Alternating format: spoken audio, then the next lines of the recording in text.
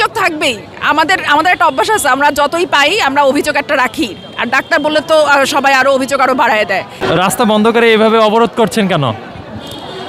আমরা আসলে রাস্তা বন্ধের মতো এরকম একটা টাফ ডিসিশন একদিনে নেই নাই। আমাদের এই আন্দোলন বহুত আগে থেকেই হচ্ছিল, এই চাওয়া আমাদের বহুত আগে থেকেই ছিল। 2022 সাল থেকে আমাদের এটা কন্টিনিউয়াস একটা লাগাতার একটা চাওয়া ছিল যে আমাদের ভাতা বৃদ্ধি করতে হবে। তারপরে সেখান থেকে আমাদেরকে আশ্বাস দিতে দিতে, মিথ্যা আশ্বাস দিতে দিতে আজকে আমরা এই পর্যন্ত আসছি, আমাদের দেয়ালে পিঠ থেকে গেছে। দ্যাটস ওয়াই আমরা এই স্ট্রাইক, এখন রাস্তা বন্ধ করা। আমরা অনেক চেষ্টা করছি সেন্ট্রালি যাতে আমাদেরকে একটু আশ্বাস দেওয়া হয় বা পজিটিভ কিছু বলা হয়, কিন্তু আমরা সেরকম কিছু পাই নাই। সো আমরা এই জন্য আজকে রাস্তায় অবরোধ করতেছি। 25,000 টাকা দাবি ছিল না, আমাদের 50,000 টাকা দাবি ছিল, 20 থেকে সেটা 25 করা হয়েছে। রাইট নাও রানিং 25, আমাদের দাবি 50,000 ছিল। আপনি বলেন 25,000 টাকায় কি আপনার সংসার চলবে? বলেন, আপনি যদি ফ্যামিলি থাকে। যখন বাড়ানো হয়নি তখন আমরা রাস্তায় নামিনি, বাট আমাদের প্রসেস চলতেছিল। ইভেন আমাদের প্রসেসটা যতদূর আমি জানি যে অর্থ মন্ত্রণালয় পর্যন্ত যাওয়া পৌঁছাইছে, কিন্তু সেখান থেকে আর আগাচ্ছে না। এটা প্রজ্ঞাপন জারি করতে হয় আর কি। হ্যাঁ, তো আমাদের সিনিয়ররা বহুত কষ্ট করতেছে। ডক্টরস মুভমেন্ট ফর জাস্টিস যে গ্রুপটা আছে, কমিটিটা আছে, ওনারাও অনেক ট্রাই করতেছে, কিন্তু আসলে সবই বিফলে যাচ্ছে।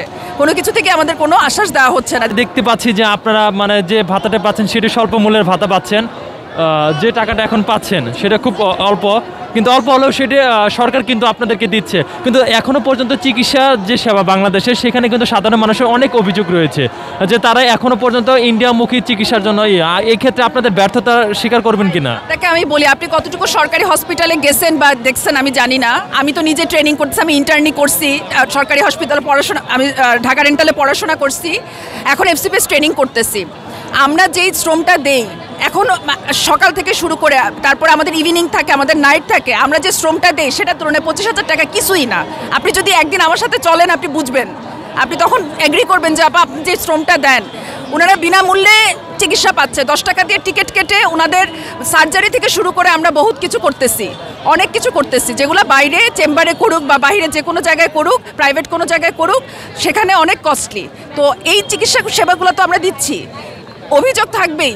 আমাদের একটা অভ্যাস আছে, আমরা যতই পাই আমরা অভিযোগ একটা রাখি, আর ডাক্তার বললে তো সবাই আরো অভিযোগ আরো বাড়ায় দেয়। কিন্তু ডাক্তাররা যে কি করতেছে সকাল থেকে সন্ধ্যা পর্যন্ত, সকাল থেকে রাত পর্যন্ত, ওইটা আসলে খুব কম মানুষই আমাদের পজিটিভটা তারা নিচ্ছে না। তারা খালি যেখানে ল্যাকিংস আছে, ও আচ্ছা এখানে দেখে নাই। সরকারি হাসপাতালে একটা আউটডোরে একটা ট্রেনি বা যেই বলেন না কেন, কতগুলো পেশেন্ট দেখতে হয় দিনে, পার ডেতে, you have no idea.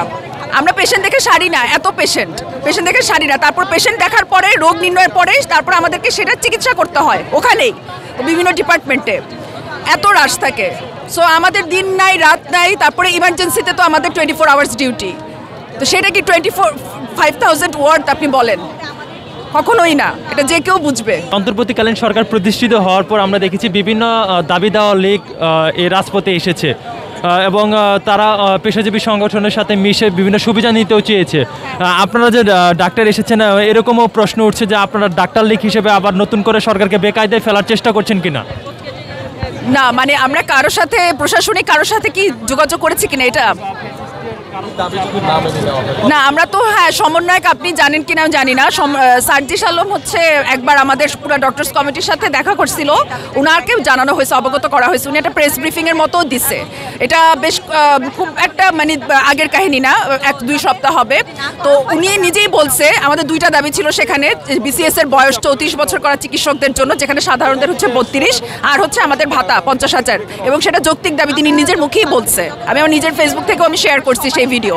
So অবগত, মোস্টলি অবগত সব কিছুই, কিন্তু আসলে সেন্ট্রালি কোনো কিছু না হলে তো আসলে ভাতার মতো এরকম একটা জিনিস, এটা তো চালু হওয়া ইম্পসিবল, বুঝতেই পারতেছেন।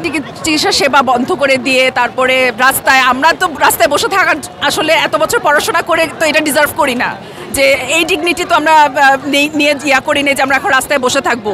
আমাদের জন্যও খারাপ হচ্ছে, রোগীদের জন্য খারাপ হচ্ছে, আমাদের ফ্যামিলির জন্যও খারাপ হচ্ছে, সব কিছুই মানুষেরও ভোগান্তি হচ্ছে, সব কিছু মিলায়। সো আমাদের দাবিটা যত তাড়াতাড়ি সম্ভব এটা আমলে নিয়ে আমাদেরকে পুরো এনশিওর করা, তাহলেই হচ্ছে আমরা এখান থেকে যাবো, and everything will be normal ইনশাল্লাহ। আমার পরিচয়, আমি ডক্টর নুসরাত জাহান নাবিলা, আমি FCPS পার্ট 2 ট্রেনি হিসাবে আছি ওরাল অ্যান্ড ম্যাক্সিলোফেশিয়াল সার্জারি বিভাগে, ঢাকা ডেন্টাল কলেজ, মিরপুর 14।